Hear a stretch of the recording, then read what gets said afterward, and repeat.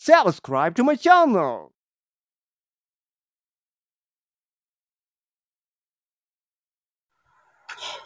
Hello guys! Welcome to my channel! Halikayo, luto tayo ng napakasarap na peppered tofu.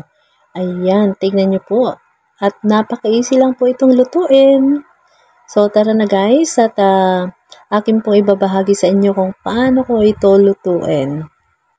Tingnan nyo naman guys, tofu lang yan, pero parang pangmayamang style. Napakabilis lang lutuin ito guys. So tara na at samahan nyo akong magluto nitong peppered tofu. So, kakailangan lang natin ng ilang mga sangkap para nang sa ganun ay makaluto tayo ng peppered tofu na masarap. So, yan guys, kailangan natin ng bell pepper, ng sibuyas at spring onions, ng tofu, at ang cornstarch saka soy sauce. Ayan guys, so kailangan din natin ng pepper. O yan na guys, yung mga kailangan nating sangkap sa ating pagluluto ng peppered tofu. So yan guys, easy lang naman at nilagyan ko lang yan ng ng gulay na yung long green beans. Ayan. Bali nag-shredded lang ako ng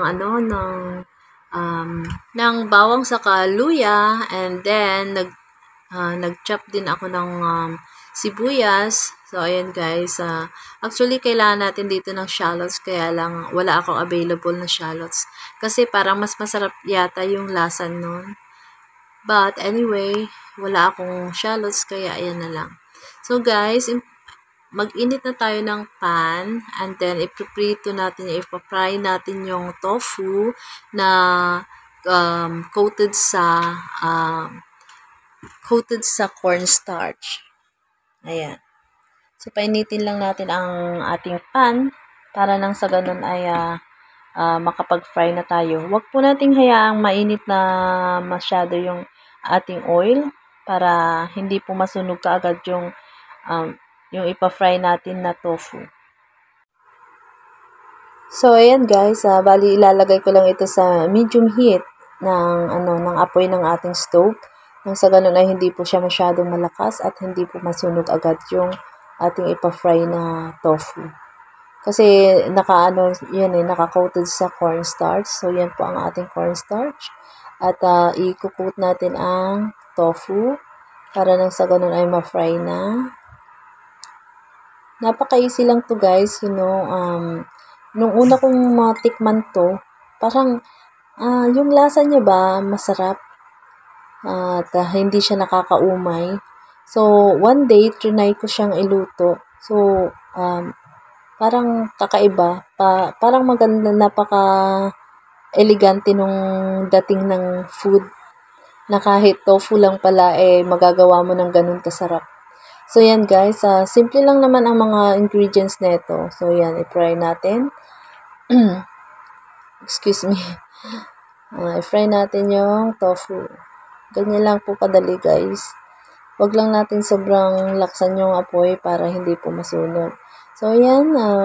Ready na ang ating tofu. At pwede na nating alisin sa pan.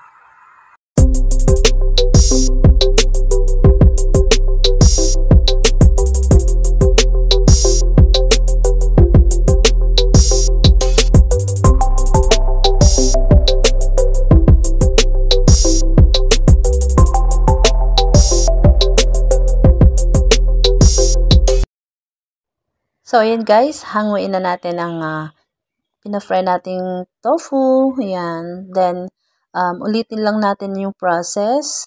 Pagkatapos niyan ay ilagay na natin yung mga natitira pang tofu na ipa-fry. Yan.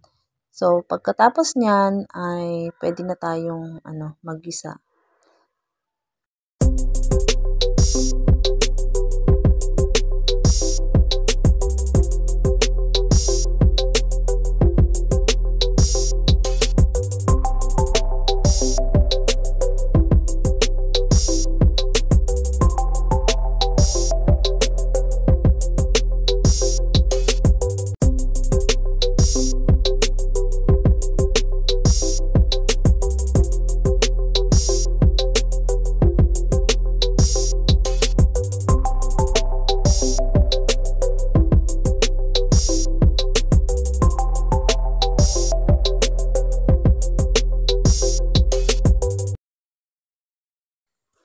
So, ayun guys, malapit na, malapit na.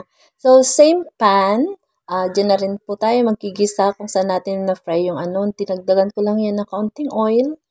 Um, and then, ipa-fry na natin na magigisa na tayo ng ano, ng sibuyas, yung chopped onions natin.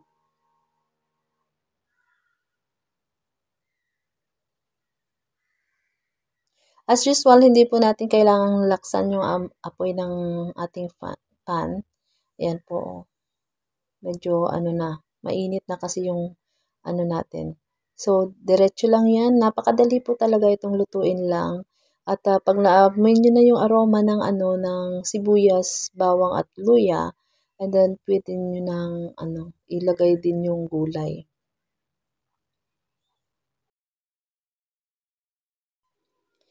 So, ayan guys, inuna ko yung ano, yung green beans natin na ano, gulay, yung sitaw. Yan, gisahin lang ng konti kasi hindi natin kailangang lutuin ito ng matagal. Kailangan crunchy siya na ihahalo para mas masarap na nguyain, 'di ba? Mas masarap pag ano crunchy siya. So ayan, konti lang talaga. Then lagyan na natin yung carrots. Pati itong carrots guys, hindi natin kailangan lutuin ng ano, bali bahagya lang. Dapat yung medyo crunchy yung gulay natin para hindi siya malata. At lalagyan ko to ng chicken broth. Bali ano lang yan, kaunting-kaunti lang. Bali siguro mga 2 tablespoon of chicken broth lang para lang mapalambot natin ng konti yung ano yung gulay. Kasi kung hindi natin yan lalagyan baka masunog at umiba yung lasa niya. So yan, saglitan lang talaga yung pag pagpapalambot natin. Then ilagay na yung bell pepper. Ayan.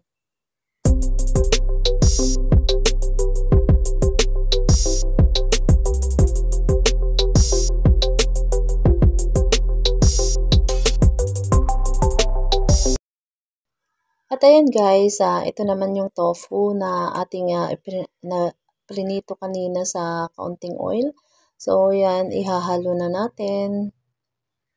At kailangan po talaga dalawa yung sandok ko kasi para hindi siya madurog.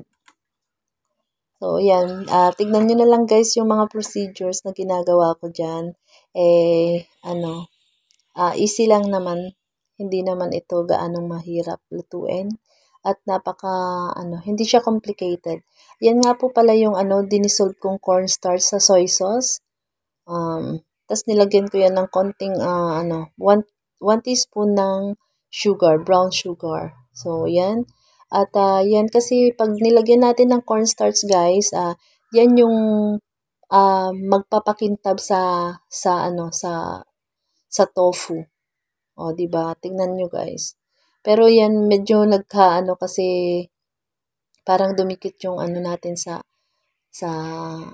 kasi meron siyang sugar kaya parang namuo yung cornstarch natin kasi hindi ko siya nahalo agad. So yan guys, so iwasan yung hindi haluin kaagad para hindi siya mamuo. Okay, so kung nakikita nyo guys, medyo na siya, medyo makintab na siya sa so yan cornstarch na yan ang napakintab. So lagyan din natin na dahil peppered tofu nga, so 2 teaspoon ng ground black pepper po yung nilagay ko para talagang malasahan yung pagka black pepper. Yan. So, ganyan lang po kadali kapag pag alam niyo nang naluto na yung cornstarch natin ay pwede na nating hanguin ito. So, guys, ganyan lang po kadali ang at tingnan niyo naman, looks yummy, 'di ba?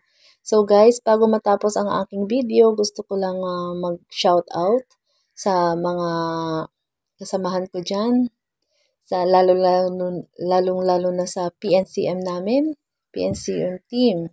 Ayan, na pinangungunahan ng aming COF Maben Vlog. Ayan.